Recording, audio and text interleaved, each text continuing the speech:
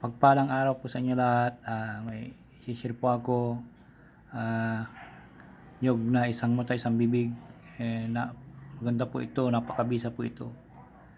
Nyug na isang mata, isang bibig. Bago ko po umpisan po ay share po sa inyo lahat. At sana po mag-subscribe, mag-like, and share para pindutin na rin po ang bell icon para updated po kayo palagi sa aking YouTube channel. Mabahagi ko po sa inyo yung nyug na isang mata, isang bibig. Ito ay maganda po ito sa mga negosyo, sa lahat po pangkalatan po to. Yung isang mata, isang bibig po. Ito, kaya ako po nilagyan ko ng kasi may gagawin po ako dito. Yan, nilagyan ko ng ito. Gagawin kong pampaswerte. Ito po. Isang mata, isang bibig. Mainam to itong isang mata, isang bibig na pang ilagay po sa tindahan para marami pong mamimili. Basta negosyo, ilagay nyo sa tindahan. Basta wag lang makikita, itago nyo lang na wala pong nakakakita. Basta kaya lang nakakaalam, sikreto nyo po. Lagay po nyo sa gilid na nakaharap ko sa silangan. Itong nyug na isang mata, isang bibig.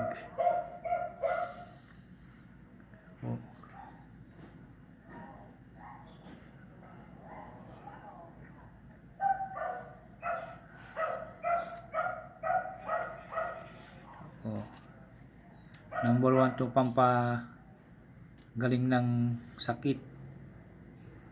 Napakabisa po ito. Langisin po ito ng yung laman nito, ilang langisin at ihiro sa mga sakit. Langis nito, yung laman nito ng nyug na isang mata, isang bibig.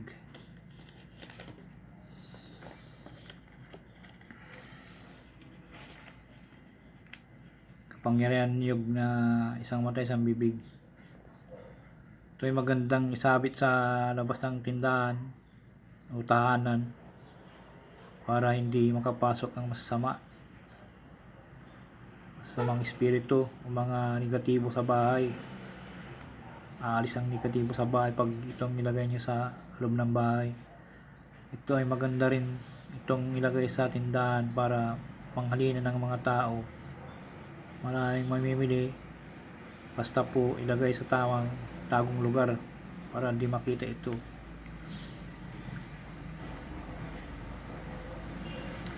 At kung may lupa kayong malawak, ang gawin nyo po, ibaon nyo po sa gitna ng lupain nyo ito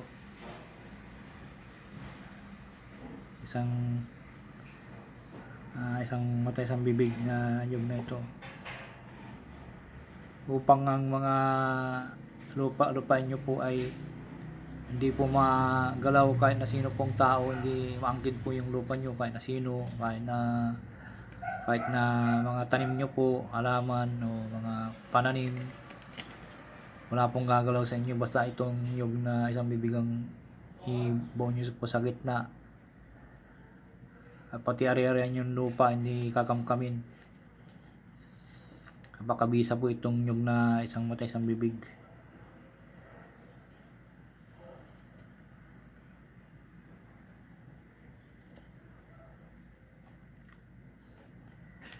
Pag ito ay ginawa po ninyong langis, ay gamot sa mga sakit, mga sugat sa katawan, kahit anong pong sakit, sugat sa loob ng katawan. Ang langis nito ay, kung may nararamdaman po kayo sa loob ng katawan, ay yung langis nito, kumuha po kayo ng kutsara, kunti lang po, tapos ilunikin nyo, parang iniinom na, parang umiinom ka ng kape. Inumin nyo po yung langis nito, yung langis ng isang mata, isang bibig. Maganda po sa katawan to. Kung may nararamdaman po kayo sa loob ng katawan, pwede po ito. Subok na subok po na ito.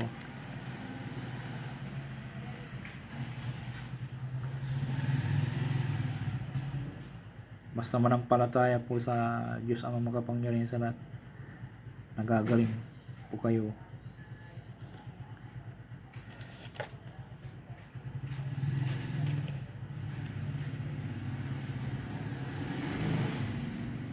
At kung halimbawa may kon kayo yung away sa lupa, kung may away po sa lupa kayo, hindi kayo magkaintindihan, yung halimbawa magkapatid kayo tapos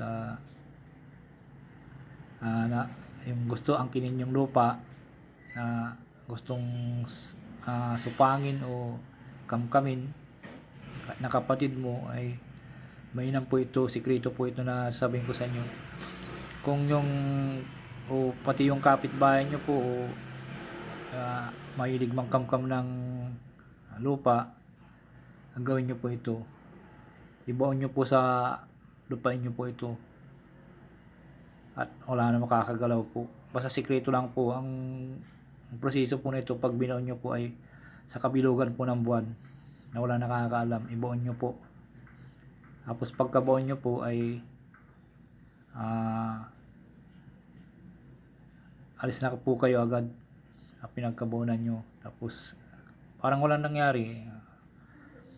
Yun, hindi pwedeng kamkamin kahit na sino. Makapangyarihan po ito yung nyug na isang mata isang bibig. Dami pong kon nito, yung isang mata isang bibig. Pangyarihan po nito, mutya ng yung na isang mata isang bibig.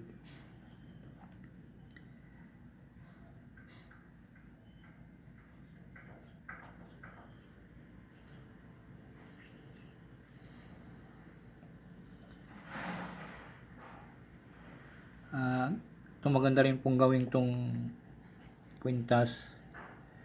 Ito, guhitan nyo po ito, tama-tama lang kalaki, tapos sa likod guhitan nyo po rin po ito. Basta pag gumagawa po kayo, lahat po ng gagawin nyo po, isahod po nyo ito, biluhin nyo po dito, tapos doon yung tamang-tamang magkatakip ito. Excuse me po. Magandang gawin pang kwintas. Ituturo ko po sa inyo kung ano yung magandang ilagay sa isang inyog, isang mata, isang bibig. Ano po ito. Kung gusto niyo rin po, pag may bagong bahay kayo, gagawa po kayo ng bahay na bagong bahay, unahan nyo na po kung yung sakto na, alam nyo na sakto na sa gitna po yung, ibuon nyo po itong nyug, isang mata isang bibig sa loob ng bahay, surety po ito. Salo yung may tubo na may tubo, tapos ibaon nyo, walang makakapasok na magnanakaw. Kahit sinong mangkukuhan sa'yo, manggugulo, hindi makakapasok. Hindi kayo guguluhin kasi may mutya kayo na binaon nyo sa loob ng bahay nyo eh. Mutya lang yung isang mata, isang bibig. Maraming hindi po nakakaalam nun na ganito. Dahil pong kapangyarihan po ng nyug na ito, isang mata, isang bibig.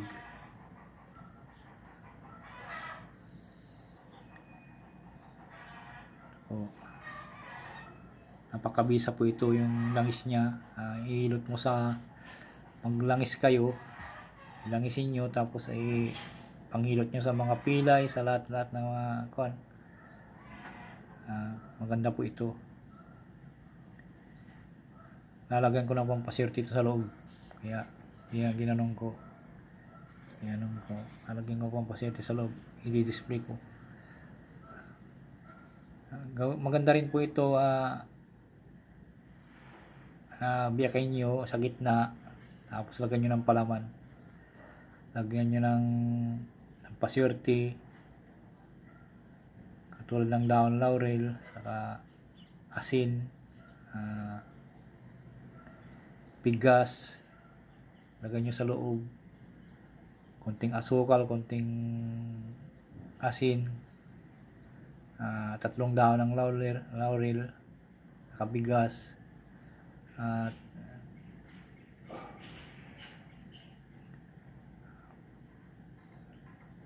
Yung dahon, bulaklak, kung may bulaklak ng pantansana kayo, maganda rin yun. Ilagay po, o bulaklak ng kawayan. Yun po, ilagay nyo po nyo. Tapos lagyan nyo, biyakin nyo po ito. Kung halimbawa marami po kayong yung na isang bibig, magbiyak kayo ng ganito, tapos ipatong nyo po ng ganun. Ilagay nyo po sa harap ng altar. Ganito paglagay, ipatong nyo na may laman pong mga maganda po ito, pampaswerte, ang palis ng mga negatibo sa bahay. Puro papasok sa inyo, puro swerte, puro pera. Pakabisa po itong yung na isang mata isang bibig.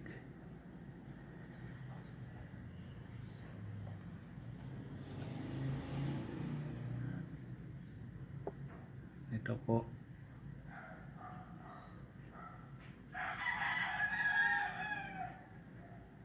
Mayroon pa ako yung isang dito na maganda po rin. Ito.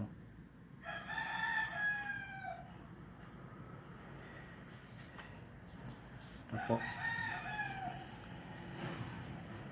Ito. Isang mata isang bibig yan. Tingnan nyo. Aura nyo. Isang mata yan. Pero nung nakita ko, yung isa, parang dalawa yung mata niya. Oh. Maganda to, ang gawing pangwintas talaga. Pang protection. Ito, oh. Isang mata isang bibig yan. Nakita ko sa palengke kasi may binibili ako.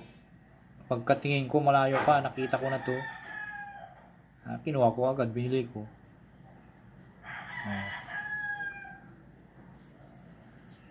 Isang kal lang yun. Katulad nung isa. Ganun lang ako. Pero sa gitna nito may parang may dalawang mata. Kaya maganda po, gawing kwintas, pampaswerte, pamprotection.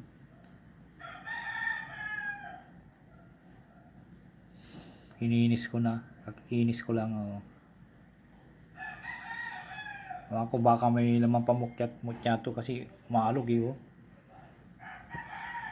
Baka may panswerte pag may lamang pamutya.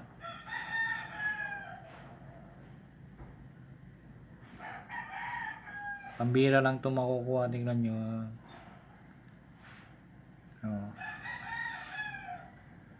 Parang yung mata. Pero isang mata yan, buo. Yung mata niya, dalawa. Oh.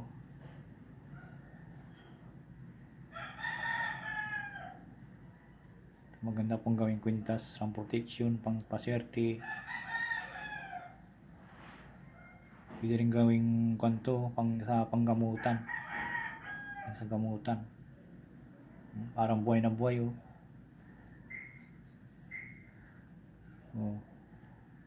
Parang mata sa loob. Ito yung mata. Ito yung bibig. Sa amin sa Pangasinan kasi ito mata, ang bibig. Yung sa Tagalogan, dalawa ang bunganga ang alam nila. Yung sa amin, Pangasinan ay sa pambira lang po itong makikita yung may gitna, ay guhit sa gitna. May guhit.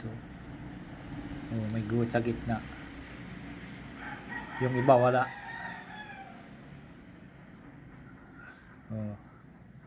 Kaya kung nung nakita ko po ito, malayo pa na, nakita ko na eh. Parang mamagnet ka. Pakita sa akin to. Kinuha ko.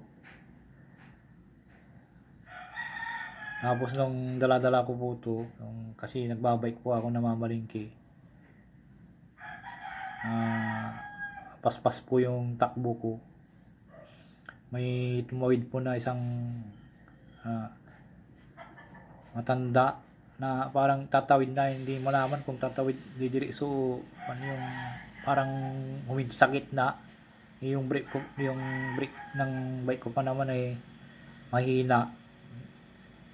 Sa awa ng Diyos sabi ko kayo nang bahala God, ama na baka parang nahila ako sa gilid na natumba ako, pero natumbahan ko yung malambot na basurahan, natumbahan ko. Kung yung matigas na limba tumama yung ulo ko, si disgrasya, mabuti may dala po ako nito, parang niligtas po ako nito, itong nyug na isang mata isang bibig ito. Kaya nilagay ko agad dun sa may altar. Pasalamat ako sa kanya. Ito.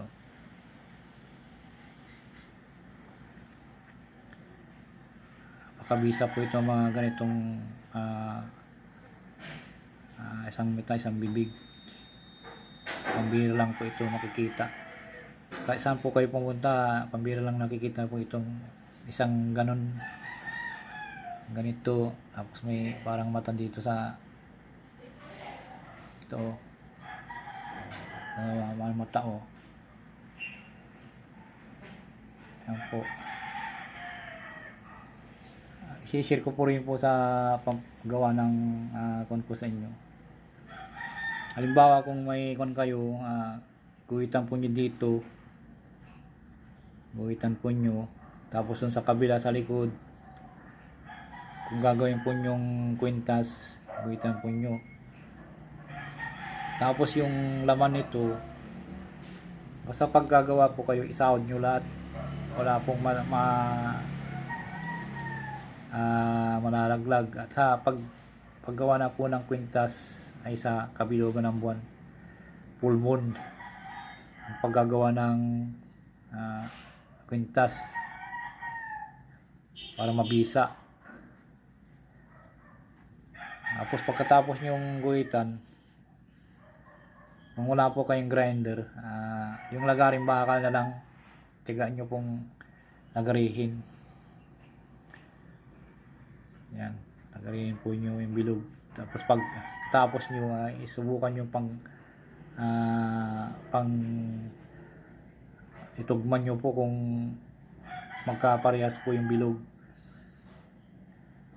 Tapos po nun, ang paggagawa po nito, kabilugan ng buwan, kabilugan ng buwan. Tapos pagkatapos po yung nalagari, linisan nyo, lihain nyo para malinis, tapos isubok nyo pong pangtakipin. Pag napitin ng dalawa,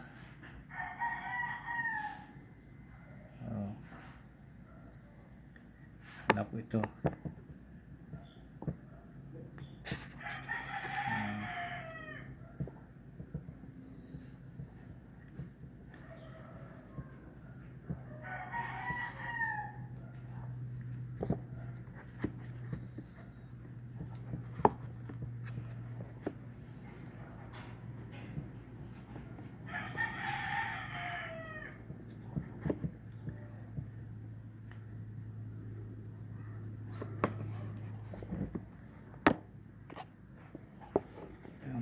Ayusin ko lang po.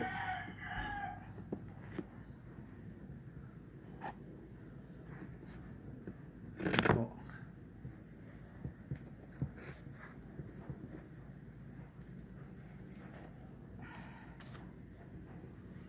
Ano po yan ang proteksyon, pampaswerte. Paswerte po.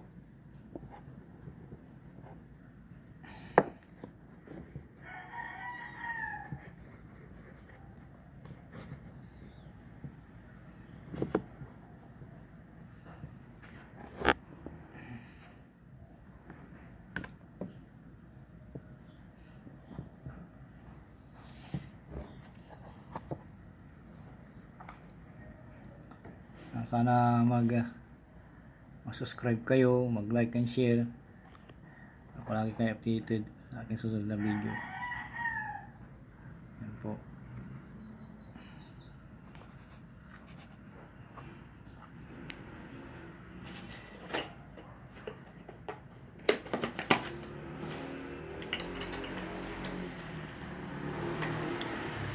ito na po yung mga ginawa ko po. Oh. Oh, ginawa ko. Pinagtigaan ko pong ginawa. Ganito pong gawin nyo. Lagarin po nyo. Tapos pagtakipin.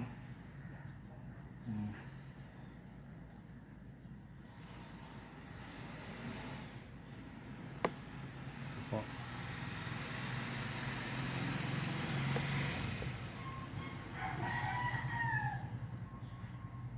Ayan po.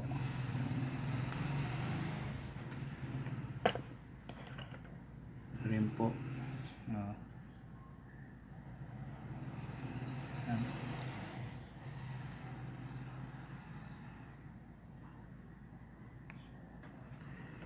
Ayan. Ano po. Ayan. Ito rin po. Oh. Parang dalawang mata. Yung isang mata yan. Oh.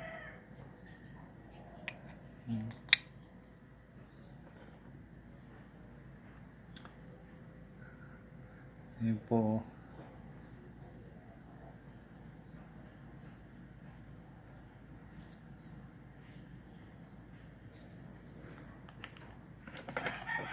Isa. Ayan po.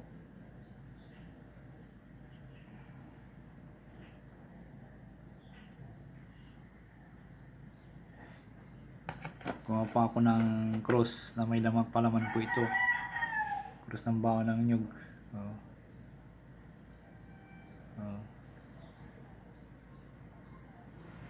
May palaman po yan. Sa loob. Cross.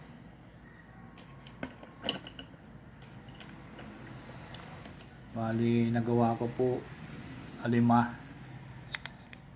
Ay 6 pati yung sa akin.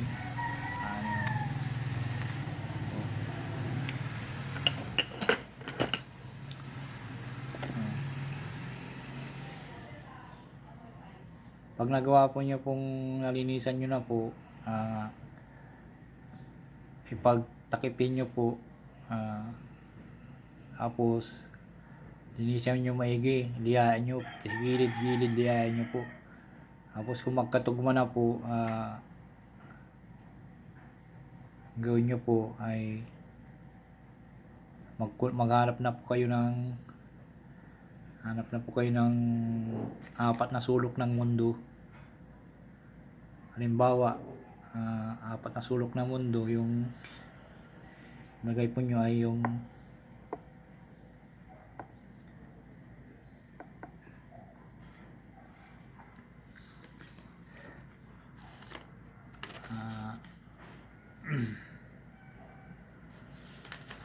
elementong hangin, yung papawid,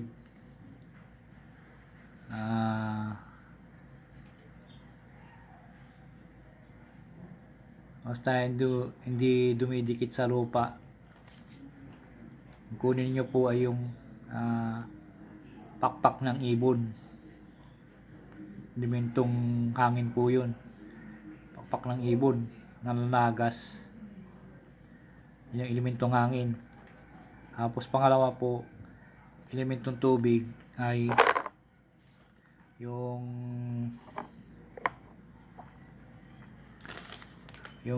unang ulan ng Mayo, yun ang elementong tubig. Napakatandaan nyo po. Tapos yung pangatlo na elemento,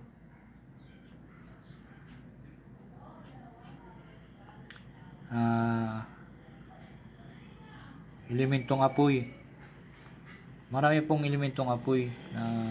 May kandila, may sa kaldero, elementong apoy yun. Sa lighter, o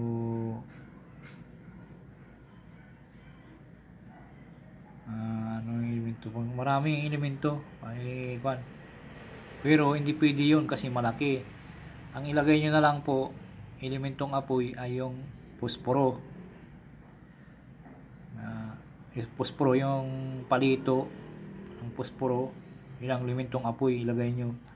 Tapos ang elementong lupa kung may halimbawa may nakita po kayong bahay ng duwende, kung may humingi kayo, basta kung nakakita ka po kayo po nun, ay magtabi-tabi po kayo, tapos magdasal po kayo ng ama namin, tapos pagkatapos ng ama namin, iipon nyo sa may bahay ng duwende, tapos magtabi-tabi po kayo na magsabi kayo na pahingi ng lupa para gagamitin ko po sa aking agimat kanyo. Tapos kumuha po kayo, yun na number 1 na elementong lupa, yung bahay ng duwende. Basta kumuha lang po kayo sa taas ng bahay ng duwende, yun ang elementong lupa. Marami kasi pong elementong hangin, marami po yan. Ang tinuturo ko na lang po sa inyo yung elementong hangin, yung pakpak ng ibon, yung the best po yun yung ginawa ko. Basta elementong hangin, pakpak ng ibon. Tapos elementong tubig, yung kung may bukal kayo o may kilala po kayo, may bukal na yung sumusubo na tubig, yung maganda rin yun. Pero kung talagang wala po yung bukal na, tapos may kilala po kayo na nag-ipon ng unang ulan sa Mayo, yun, humingi na lang po kayo, yung gabis yan, elementong tubig yun. Tapos yung elementong apoy, marami kaso malit lang po yung ilalagay nyo eh, hindi pwede yung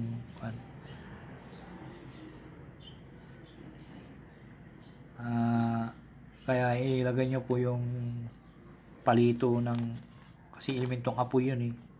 Tapos yung elementong lupa yung sinabi ko na bahay ng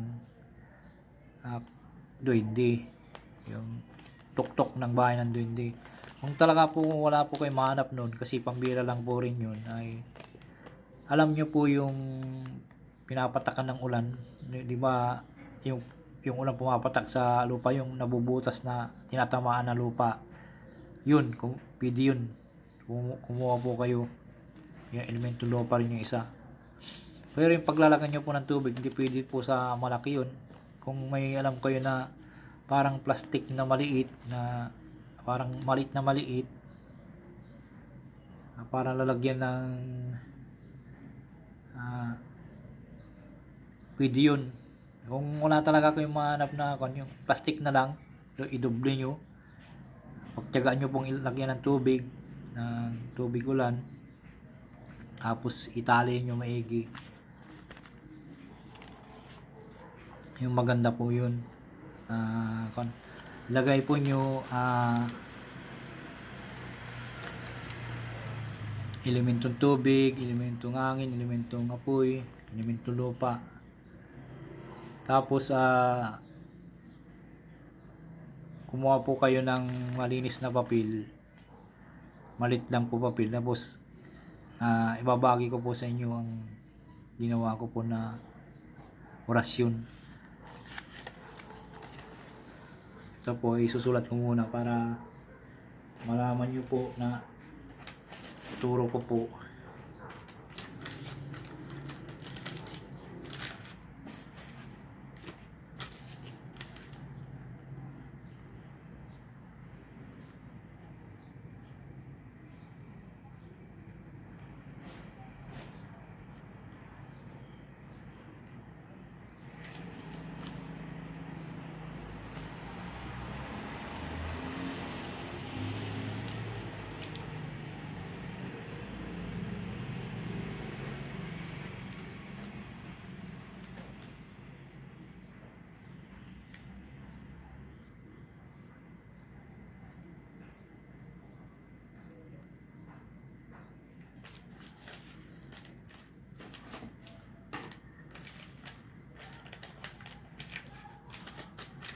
Tapos yung ilalagay po yung orasyon na rito po,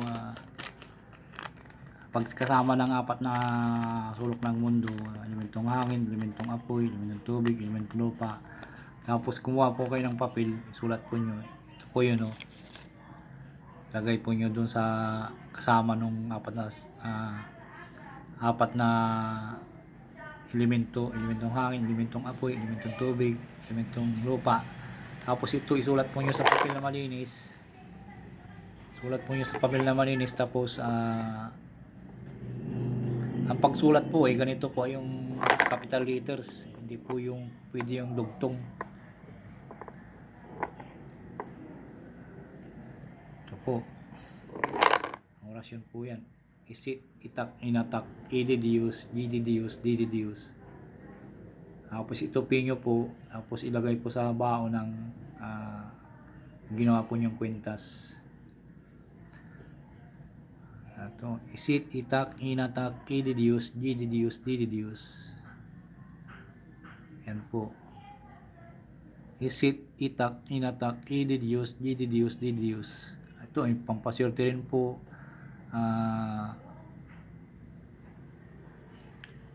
Pang-protection.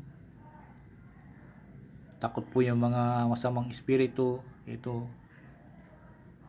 Kasi 4 na elemento yan. Napakalakas po yung 4 na sulok ng mundo. Elemento. Isit, itak, inatak. Ito ang ilalagay po nyo pag nailagay po na nyo pong elementong hangin, elementong tubig, elementong lupa, elementong apoy. Tapos ito pong ilagay po yung orasyon. Ito po nyo tapos ilagay sa baon ng nyug. Mangintas. Ito po, ganito po. Lagay po nyo sa loob. Tapos kung po kayo putol ng yung wire, ito gawin nyo pang panabit. Ito po. Ito kung gawin yung panabit to. Ang pagkon po dito, pampandikit po ay bumili po kayo ng glue. Yung nabibili po sa tindahan ng pandikit, yun ang pandikit nyo po para magkatakip. Ang paggawa po nito, ulitin ko po naman po, ang paggawa po nito, pag gumawa po kayo nito ay kabilugan ng buwan para malakas po siya. Wala na po itong dasal. Pag nagawa po nyo to, pabasbasan nyo kay Ama na sabihin nyo po na, Ama, nagawa ko na po yung ginagawa ko po. Sana po basbasan nyo at bigyan nyo po ng kapangyarihan para gumana siya at gagamitin ko po sa mabuting pamamaraan, hindi po gagamitin sa masama. Sabihin nyo kay Diyos Ama na yung nasa puso nyo, yun lang, wala na pong dasal.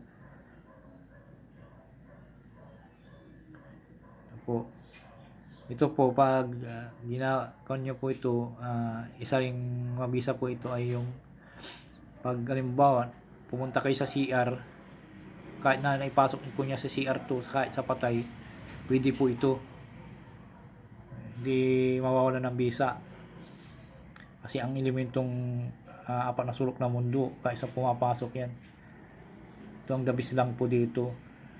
Pag naipasok po nyo sa, kahit pumunta po kayo sa lamay o sa mga ayan, takot lang po dito yung sa may kwan lang po ito. Pag halimbawa gagamit po kayo sa asawa nyo, bawal po dito talaga. Ito lang, isa lang po ang bawal dito. Ganito. Pero kung pasok po nyo sa sementeryo, sa CR, sa lahat ng mga pwede ito. Ito po ito. Ang bawal po lang po sa mga ganyan, yung lahat pong bawal ay yung medalyon. Ang medalyon po pag naipasok po nyo sa CR, mawawala ng gana na po yun, mawawala ng bisa, manghihina na po, hindi nyo na po